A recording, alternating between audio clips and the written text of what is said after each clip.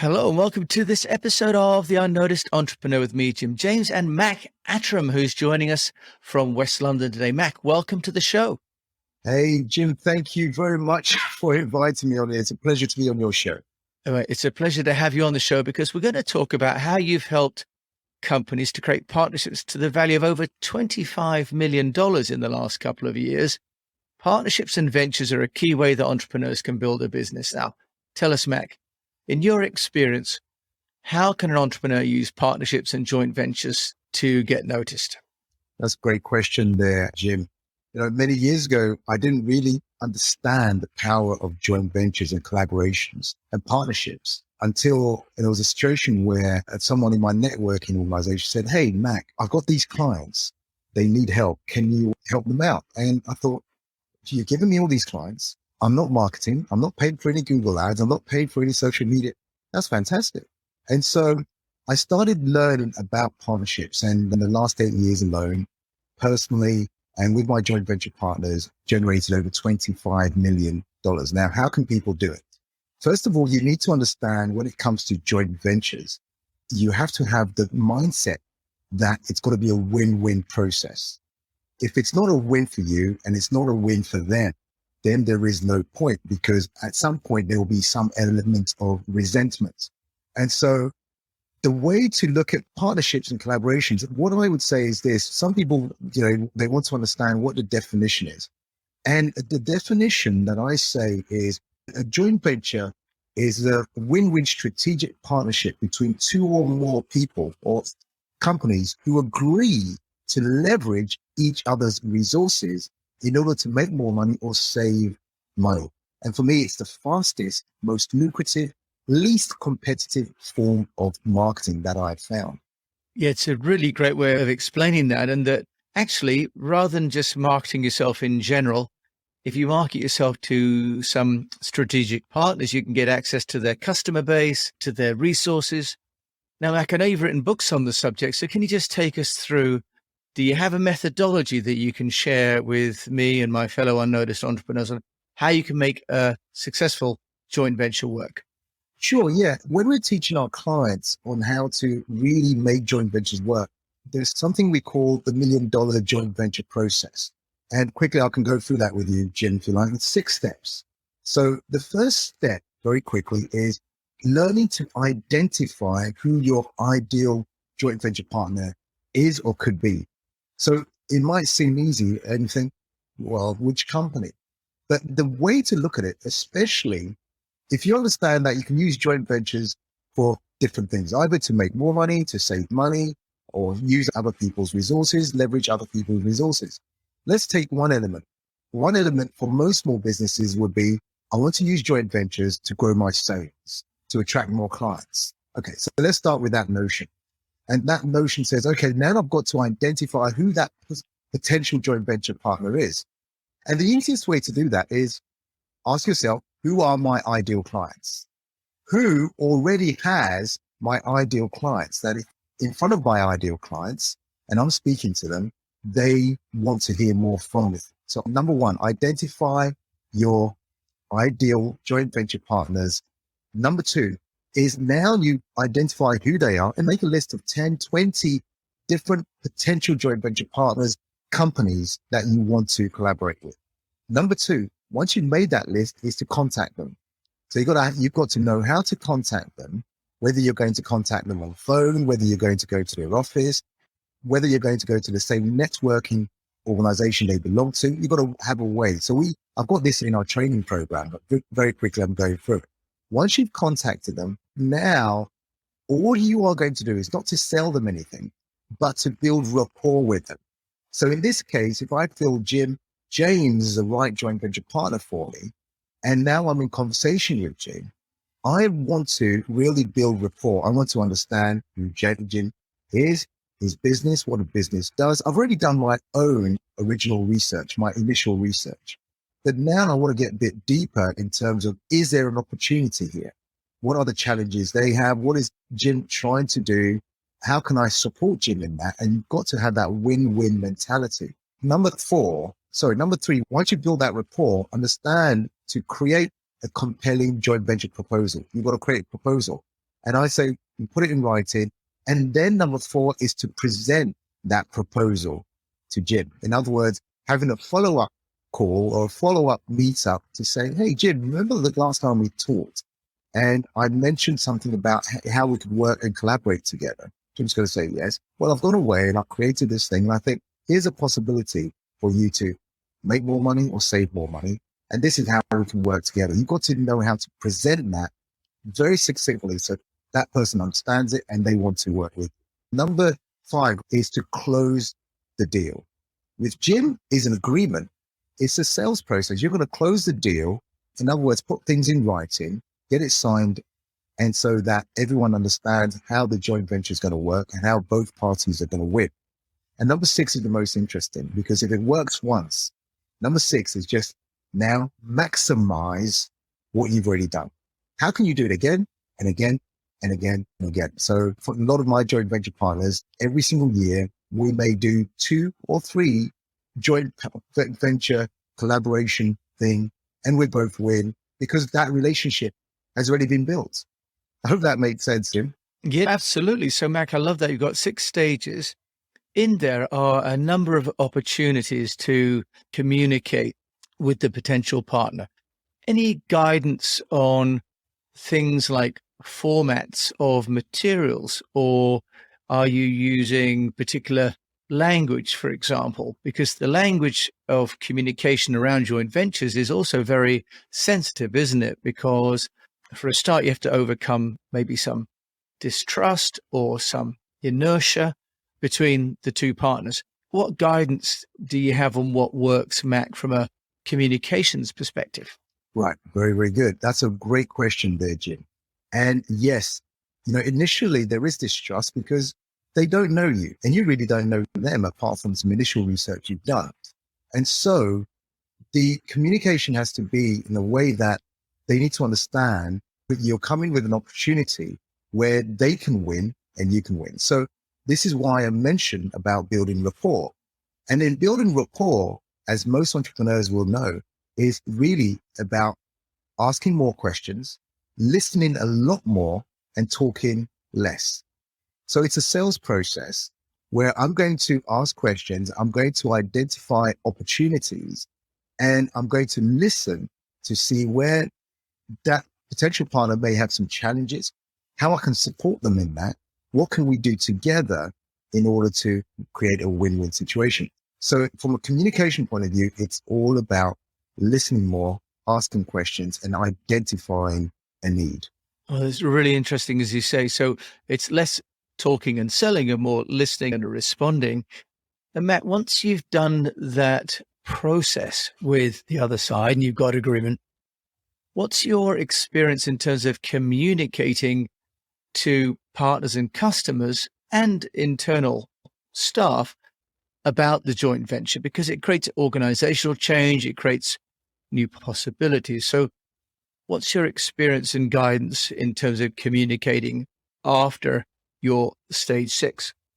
Awesome. That's a great question as well. So what we teach our clients and in our organization is this: once we have created a new joint venture, then I communicate that to our salespeople, our marketing people, and to our operational people. Then they know exactly what's going to happen going forward. So they may be contacted by the companies or the company's clients or the company's operational staff, and we have processes to deal with that. And so this is critical because this is where things can fall apart. Because if joint venture partner clients are calling the office or emailing the office and nobody knows where this lead or potential business has come from, then we can't really service them. So that communication is clear. The communication between the joint venture partner and yourself has to be clear. Who's the contact point? Who are the people who are going to be talking in order to make sure this is smooth and delivered in the way that we intended? So communication internally and externally is paramount. Yeah, I'm so glad you said that, because I was a part of an organization that did a merger and there was no communication except for at a trade show about the merger, and it created absolute chaos. So starting it early and making it comprehensive seems to be really important. Mac, when you've done all these joint ventures. You mentioned, over $25 million worth of revenue generated over the last 8 years. Can you give us some case studies of maybe a couple of really successful case studies? And then maybe we could talk about some ones that you say can be some danger points for people in joint ventures. So let's start with the positive case studies, Mac, of good joint ventures. I think a good starting point, I'm going to give you some case studies of our own clients in a moment, but I want to paint the picture for those people who are thinking really big. Now, joint ventures for most large corporations is nothing new. They do it all the time. If you look at some of the large corporations in the airline business, they do it. So take British Airways. Why are they in One World Alliance, which is a strategic partnership of airlines, including Sri Lanka Airlines, Qatar Airways, Qantas, many more? Because they can utilize each other's resources, coach fares, logistics, etc. There was not too long ago, I think it's in 2015, Uber and Volvo came together in a strategic partnership. And what they wanted to do, Jim, was to create driverless cars. Now, they got together. Within 2 years, that business, that joint venture itself was worth over $350 million. Two companies who the concept was driverless cars. They couldn't do it alone, but together they could make it work. So when we think about any time Pixar or Disney launch a new animation, you'll notice that Coca-Cola, McDonald's come up with packaging, communication that, hey, this is a joint venture where both are going to win because of this new animation movie that's been launched. In the personal development space, personal growth space, which I am in, some of the thought leaders are people like Anthony Robbins and Dean Graziosi. 2 years ago, they did a joint venture called Knowledge Business Blueprint. And Knowledge Business Blueprint, by the time they created everything and presented it and launched it, generated $33 million in just a 2-week window. Two parties who are great at what they do. Dean Graziosi, amazing what he does. Anthony Robbins, the same. But together, they launched this product that served thousands of people around the world. I have a client in Indonesia who use our joint venture process and use our systems that we teach for our business, including joint ventures. And in from 2019 to 2021, tripled their business from $15 million to $45 million. She's in real estate, but did the right joint venture process and collaborations and sold the right way, the way we teach. And so I have some clients who don't do as much as that, but they do grow exponentially. I'll give you an example of one of our clients, Anna, who's a coach. Now, Anna, she wanted to speak internationally, but she wasn't pulling the trigger. She wasn't going for it because she didn't know how to build partnerships internationally. So we showed her.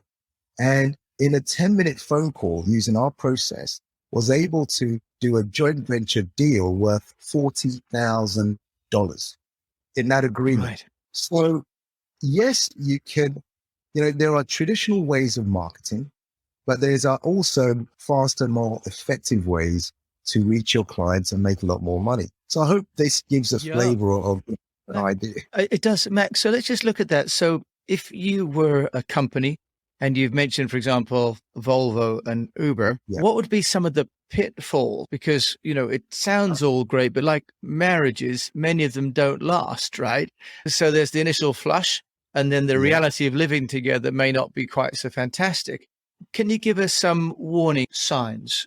Yeah, I'll give you a few warning signs because and the reason why I want to give you that is when anyone's working with us, we say, look, here are all the templates, here are all the agreements, here's all the contracts we have created. Make sure you use them because otherwise you could succumb to this.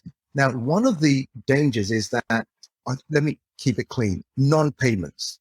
So joint venture has been successful. Payments have come in, whether it's from clients or otherwise, but you are not getting the commission that you're due because the other party is keeping all the money. So that's one danger. We don't want that. That's why we create these legal agreements.